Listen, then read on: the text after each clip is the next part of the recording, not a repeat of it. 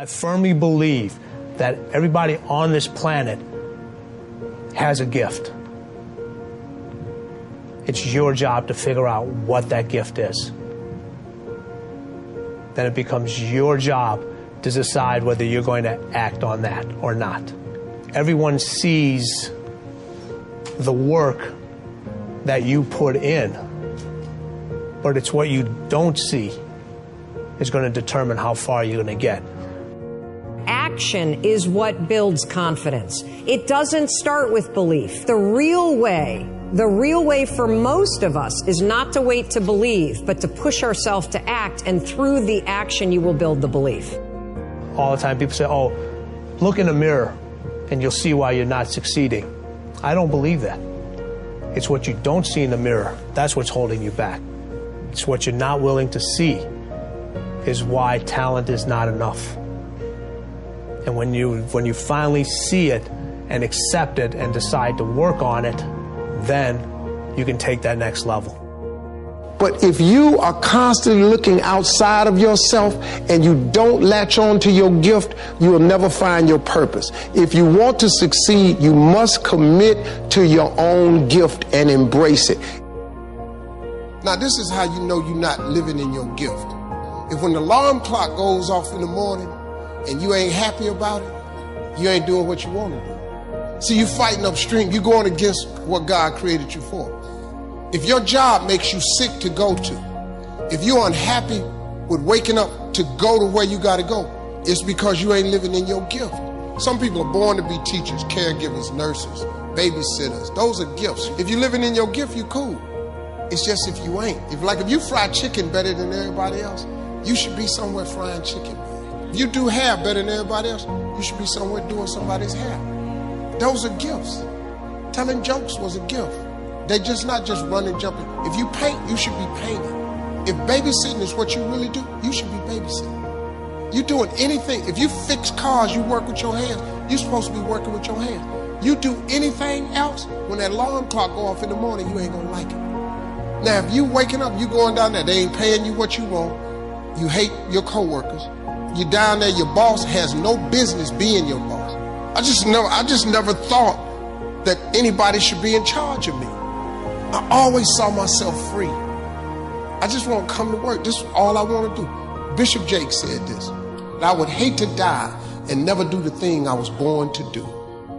You should look into that before you mess around and check out of here. I think everyone can always, brush up on their technique. It is, what we do is takes a lot of research. If you really want to inhabit a role, it takes a lot of work and training, and I think it's incredibly important to constantly, no matter how successful you are, it's incredibly important. I always believe that natural talent can take you so far, but I think you need to have the work ethic and the drive to achieve your potential. I'd say, my natural talent, probably brought me 50% of the way. But then after that, it was all down to the work that I've done and the volume of work that I've done over the last 15 years. When I really started to take golf seriously and thought about making this a career. One thing we've failed to do in the educational system is alert people that if you're doing what no one has done before, stuff goes wrong. And in fact, if nothing ever goes wrong in what you're doing, if you make no mistakes in your job, in whatever task you've brought upon yourself, then you're not on the frontier. Simple. It's true in science, and I heard it applied to car racing. There's a quote that I'm told, spoken by Mario Andretti. He said, if you are in complete control of your car, you're not in the race.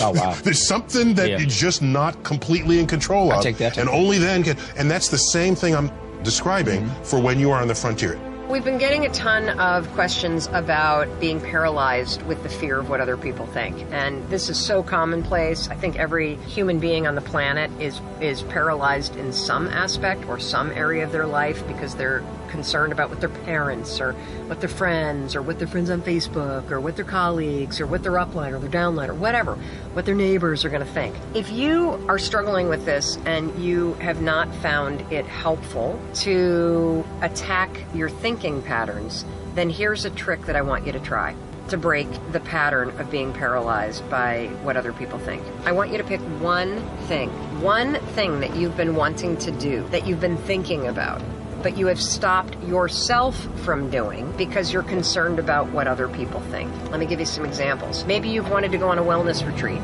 but you think your spouse will roll their eyes at you, so you haven't done it.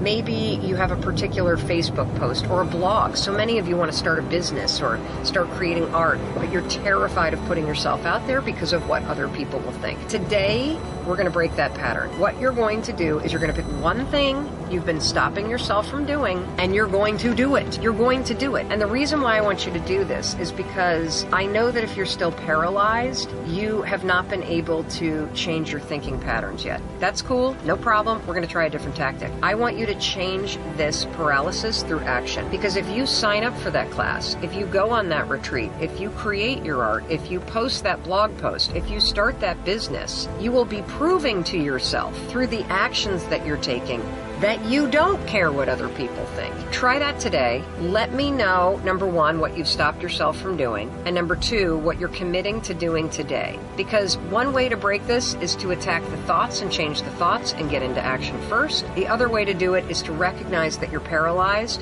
pick one thing that you're going to do, and actually get it done. Persevere. Nothing worthwhile is easy. No one of achievement has avoided failure, sometimes catastrophic failures. But they keep at it. They learn from mistakes. They don't quit. You know, when I first arrived on this campus, it was with little money, fewer options. But it was here that I tried to find my place in this world. I knew I wanted to make a difference, but it was vague how, in fact, I'd go about it. But I wanted to do my part to shape a better world. So even as I worked after graduation in a few unfulfilling jobs here in New York, I will not list them all.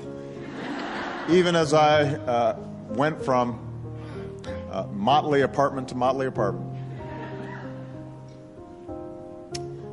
I reached out and I started to write letters to community organizations all across the country. And one day, a small group of churches on the south side of Chicago answered, offering me work with people in neighborhoods hit hard by steel mills that were shutting down, and communities where jobs were dying away. The community had been plagued by gang violence, so once I arrived, one of the first things we tried to do was to mobilize a meeting with community leaders to deal with gangs. And I'd worked for weeks on this project. We invited the police, we made phone calls, we went to churches, we passed out flyers. The night of the meeting, we arranged rows and rows of chairs in anticipation of this crowd, and we waited, and we waited. And finally, a group of older folks walked into the hall, and they sat down, and this little old lady raised her hand and asked, "Is this where the bingo game is?"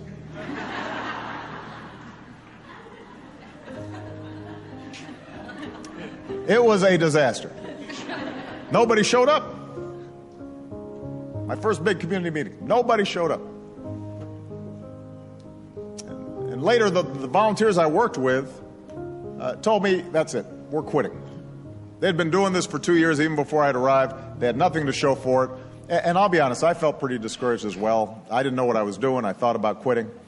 And as we were talking, I looked outside and I saw some young boys playing in a vacant lot across the street, and they were just throwing rocks up at a boarded building. They had nothing better to do. Late at night, just throwing rocks. I said to the volunteers, before you quit, answer one question. What will happen to those boys if you quit? Who will fight for them if we don't? Who will give them a fair shot if we leave?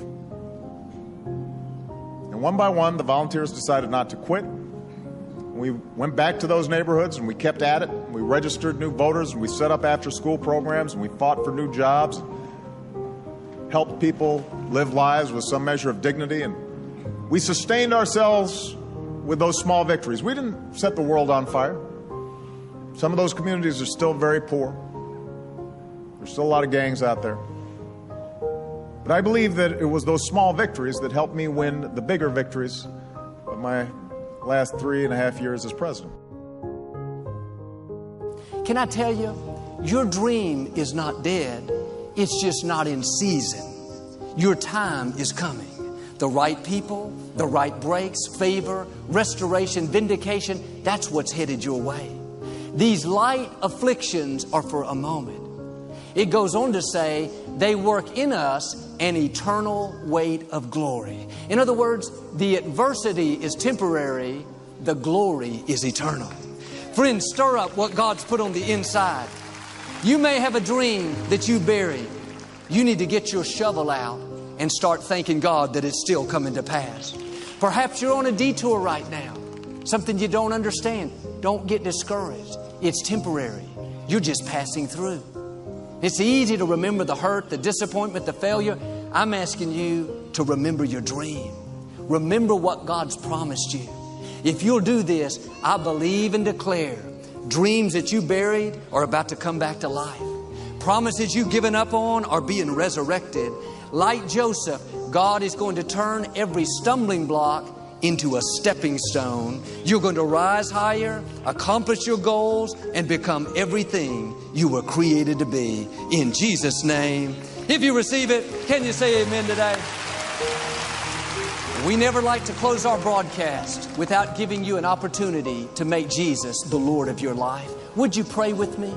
Just say, Lord Jesus, I repent of my sins. Come into my heart. I make you my Lord and Savior. Friends, if you prayed that simple prayer, we believe you got born again. Get in a good Bible-based church.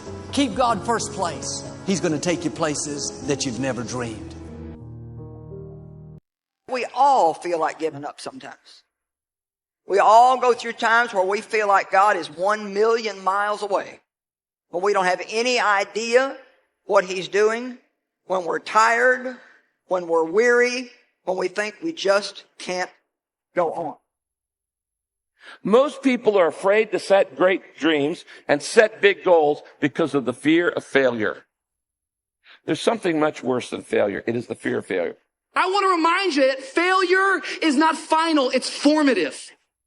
It is part of the process. It's part of the journey. Your failure matters as much as your success. How do you think you're going to grow if you don't ever fail? Yet some of you have failed and you have decided, well, guess what? I'm a failure. No, failure is an event. It is never a person. I need you to make up in your mind that the only way you can lose is if you quit. I just need you to keep going. First, you cannot give up. When you enter into your long season, you've got to give it all you've got. When people go into a season of struggle, the first thing that they want to do is take a sabbatical. But whenever trouble comes, the only way that you can get through trouble is work your way through it. Make a declaration to yourself. Declare all out war that you're going to get out of this rut. I suggest to you that if you are facing a challenge, don't stop. Stay busy. Work your plan. Don't confuse movement with progress. In order to achieve your goals, you must apply discipline, which you have already done, and consistency every day. You have to work at it. Every day. You have to plan. Every day. You've heard the saying, we don't plan to fail. We fail to plan. Hard work works. Working really hard is what successful people do. And I can tell you from my own personal experience, don't give up then. Develop your own compass and trust it. Take risks. Dare to fail. Remember, the first person through the wall always gets one. You're going to fall down, but the world doesn't care how many times you fall down as long as it's one fewer than the number of times you get back up. If you want to grow up, you want to be mature, there is no way to do it without pain. You can't grow up on the easy street. And the very thing that discourages you is the very thing that develops you. Make one room in your house as beautiful as possible. That's what I'm writing about now. I talked a lot already about the necessity of cleaning your room, which is, in some sense a foolish piece of advice because it seems so obvious, but it's not obvious at all. And you'll find if you try it, especially if you're in a household that's not very functional, that you'll encounter obstacles that you couldn't imagine existed while you're trying to put your life in order. And you can take your surroundings beyond order and move towards beauty, and that's unbelievably useful because, well, beauty calls people to their higher being, I would say, and to make friends with beauty is to introduce yourself very carefully to one of the mysteries of life that make it worth living. Now, we teach things that are generally not taught in school, as I already have said, but I want to talk about another little factor. 90% of the visits to medical doctors are directly or indirectly related to stress. 90%. My stress level, and I face as many deadlines as anybody you know. It's always a book production, a class I'm teaching, a seminar I'm presenting, and each one of them requires time and concentration. Example, how many of you feel like I've made this talk before? Can I see your hand, please? Several hundred times. I made it yesterday. You know what I did between yesterday and today? I spent over 6 hours getting ready for today. You see, I think it would be arrogant if I thought I could stand up and spit it out just because I did it yesterday or hundreds of times. That's arrogance. When you respond to life instead of react to it, react is negative. You get sick, go to the doctor, she gives you a prescription, says, see me tomorrow. You walk in the next day, she said, uh-oh, it's not working. We have to change their prescription. You get a little nervous. But if she smiled and said, hey, it's working. And so she's just responded, and you feel better because now you see some real hope in order to get ahead in life. Make friends with people who want the best for you. And that's a meditation on my own childhood and adolescence to some degree. I had friends who wanted the best for me and friends who didn't. And, they were friends who, some of them were aiming up and some of them were aiming down. And if you have a friend that's aiming down and you do something that's aiming up, then they're generally not that happy about it. They try to top your accomplishment with one of their own, hypothetical or real, or put down what you're doing, or offer you a cigarette if you're trying to quit and you've kind of done that successfully, or a drink if you've been drinking too much and are trying to stop being an alcoholic, or they're cynical and bitter and devoted towards no good. And sometimes that's family members too. And sometimes it's even part of you, But this chapter is an injunction to people, is like you have an ethical responsibility to take care of yourself, you have an ethical responsibility to surround yourself with people who have the courage and faith and wisdom to wish you well when you've done something good, and to stop you when you're doing something destructive. And if your friends aren't like that, then they're not your friends. And maintaining your friendships with them might not even be in their interest.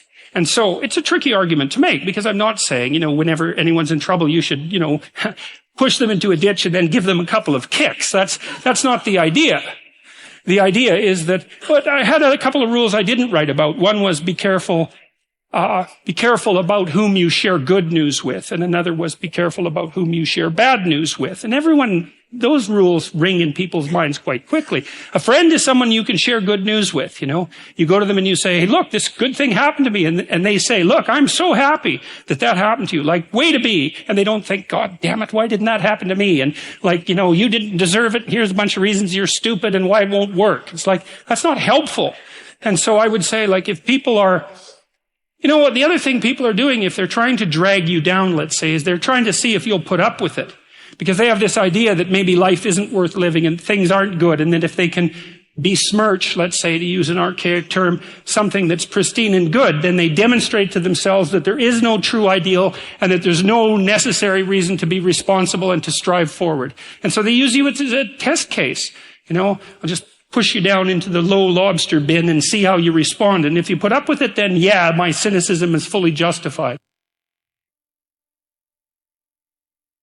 If you take people and you expose them voluntarily to things that they are avoiding and are afraid of, you know, that they know they need to overcome in order to meet their goals, their self-defined goals.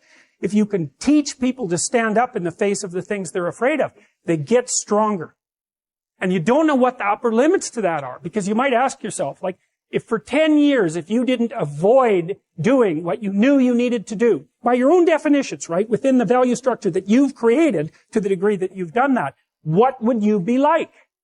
I told myself that this might be your current circumstances, but this will not be how the story ends. All you have to do, E.T., is to survive today. My glory? It doesn't happen in front of a crowd. It doesn't happen in a stadium. It doesn't happen on a stage. There's no medals handed out. My glory happens in the darkness of the early morning, in solitude, alone, where I try. And I try, and I try again to be everything that I possibly can be. The best that I possibly can be. Better than I was yesterday. You have to want something so big that it wakes you up in the middle of the night. You have to want something so big that you think about it all the time. No matter what happens to you, it ain't over. It ain't over. Ain't no such a thing as over. As long as God wakes you up, that means he ain't through with you yet. You got a shot to correct it and get it right. Even when you lose, it's okay to lose, but you can't never get comfortable in it. If you complain about not having work-life balance, spend more time on vacationing and your family. It's super simple. Let your actions dictate instead of sitting there and feeling like you're not in control. And why? Because as Malcolm X said, the future belongs to those who prepare for it today. So if you don't put the work in today, if you don't do the unending, back-breaking work of developing yourself into something greater, the world is going to pass you by. The truth is that you are going to suffer. But the way to deal with suffering is accepting that suffering and then recognizing that it is suffering, accepting it, and then letting it sort of have its say, and then moving on. As long as I enjoy what I'm doing, I train hard, I have no regrets, and all I can do is give my best, then it's going to be fine, regardless of the outcome. It's important for me to actually hear criticism sometimes, you know, because I think that's what makes me a better player. And if you're getting up going to work on a job every day that you hate going to, that ain't living, man. You just existed. At one point in time, you ought to see what living's like. But the only way to see what living like, you got to jump. There are moments when you're going to doubt yourself and say, God, why is this happening to me? I'm just trying to take care of my children and my mother. I'm not trying to steal or rob from anybody. Why did this have to happen to me? For those of you that have experienced some hardships, don't give up on your dream. This walk is hard, but the hardest walks lead to the greatest destinations. The toughest climbs always lead to the best views. It will be worth it in the end. As Ernest Hemingway noted, the world breaks everyone, and afterward, Many are stronger in the broken places. You have to be grateful for what you can get. Plain and simple. Like, be grateful for what you have, because that's, like, we're lucky to even be here. You know, you have to start in that mindset. It's like, you can't, that's the problem with social media right now, is that you're comparing yourself to people that have like this large success, and you're like, I want to play there. But you first have to go with what you have in front of you and make that meaningful. I don't care how hard you fail. I don't care how many times you fail the test. I don't care if nobody don't believe in you. It only takes you believing in yourself to get this thing done.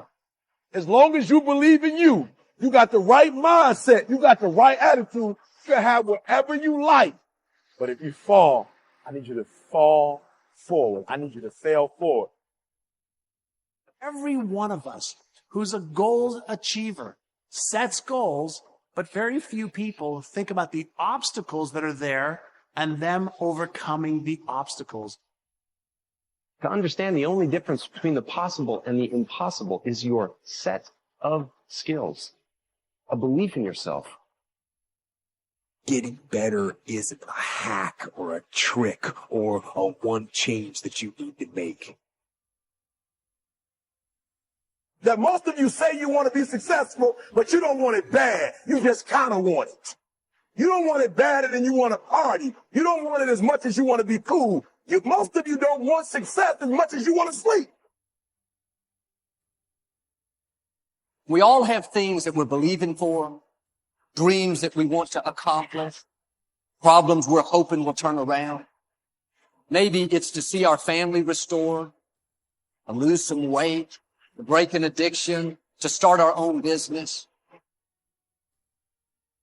But sometimes, as it goes on, month after month, even year after year, we don't see anything changing. It's easy to get discouraged and think, it's never going to happen. This is as good as it gets. I'll just learn to live with it. We all go through disappointments, setbacks, loss. Pain is a part of life. It's easy to get discouraged, even bitter. Think, why is this happening to me? But my question is, why isn't everyone? To me, it comes down to the strategies that you use. There really isn't anything objectively good or bad. There isn't anything that happens to you that can't be overcome. There isn't anything that could happen to you. Anything. You can't afford not to be you. You can't afford just to go to work so you can get a check. You cannot afford not to see what your greatest is. You can't afford not to put your foot all the way down and see what you get out of life. You can't afford not to be you. If you're still in the game, which means if you're in the game and there's still time in the game, still time left in the game, you can still win the game.